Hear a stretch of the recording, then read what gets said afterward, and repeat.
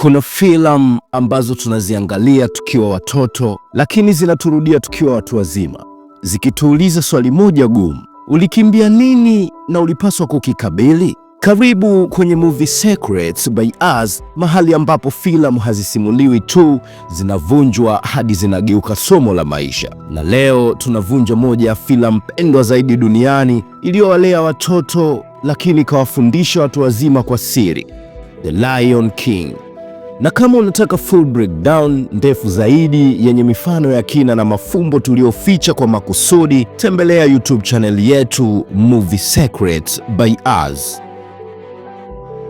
The Lion King kwa jujuu ni hadithi ya simba mdogo anayepotea na kurudi kuwa mfalme, lakini kwa ndani hii ni hadithi ya mtu anayekimbia wajibu wake, akijaribu kuishi maisha ambayo hayakuwa yake. Ndio maana filamu haikuitwa The Lion bali The Lion King, kwa sababu haizungumzii mnyama, inazungumzia nafasi uliotakiwa kujaza katika maisha. Simba anazaliwa si kwa bahati, bali kwa urithi.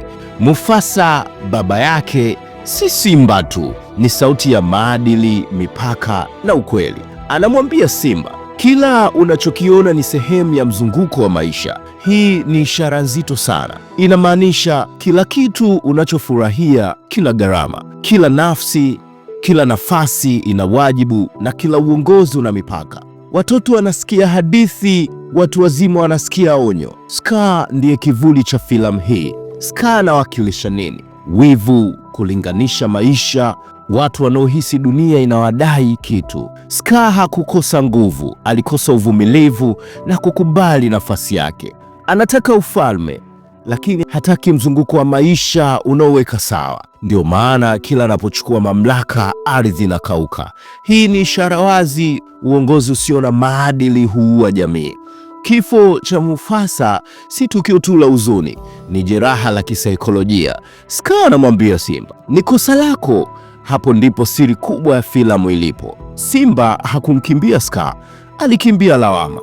Hii inawakilisha watu wengi sana katika maisha halisi, wanaokimbia familia, wanaokimbia wajibu, wanaokimbia ndoto zao kwa sababu tu waliambiwa ulichangia kushindwa. Timon na Pumbaa wanaonekana kama vichekesho, lakini wao ni dawa ya muda. Hakuna matatizo, ni maisha ya kukimbia, ni raha, lakini si maendeleo. Simba anakuwa kimwili, lakini anakwama kiakili. Hii ni ishara ya watu wanaosema iko poa wakati maisha yao hayasongi. Nala anapokuja anarudisha ukweli, anawakilisha sauti ya jamii, na hapo ndipo rafiki anaingia. Rafiki si nyani wa kawaida, ni akili ya ndani.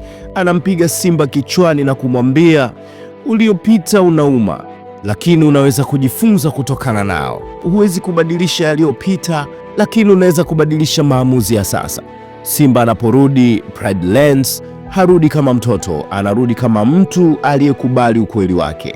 Scar anaposema, waambie nani alimuua Mufasa, Simba anasema kimya kimya, ndiyo, ilikosea, lakini sitakimbia tena. Huo ndio uongozi wa kweli, sio kutokuwa na makosa, bali kukabiliana nayo. The Lion King inatuambia kitu kizito sana. Huwezi kuishi maisha ya mtu mwingine.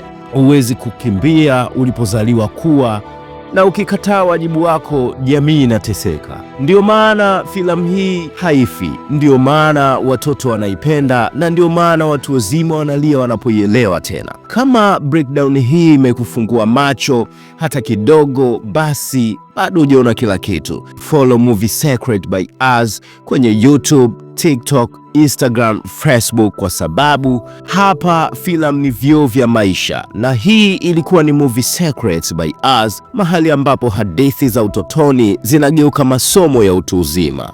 Asante.